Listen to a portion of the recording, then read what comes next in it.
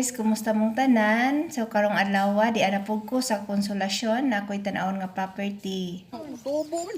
So laray na din na diha. Oo, kana. Dali ko. Borda naman natin. Okay. Kuan sa kanon. Ah. Blue rice kana. Naa bitaw.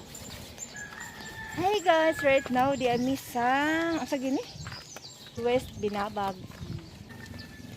Kini pa dong ni sa laray. Oh, basta tanan tulare. Ito may talabahan ba kakuan ka atong naiday tungason. Ah. Kanay kuan dito niya kanang Mao dito nga murag naidan. oh katong nay kaning murag magtungas tananay.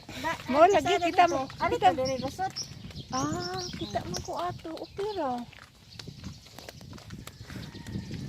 So we are done. Namanamig tan-aw. So lakaw lang kita dong mga tusak. Lakaw ra ta. Duulan ni. Unta ka tangay natin. Lakaw. Pero maglayo man to. Ay. Mo dito na kag uli. Ito pa amo. Aw.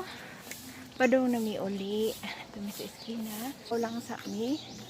Dito mi sa may dapit sa fish pond. Dami gitan-aw nga lot. So wa pa man mi sakyanan. Lakaw lang sa ang pobre nga kugihan. Ang kuan ay ang ahinti nga kugihan. So moon siya guys.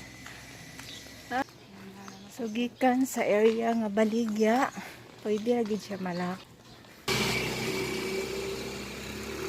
Malakaw ra gid eh, no? Doon na lang highway. Palit ng saging. Saging barbecue.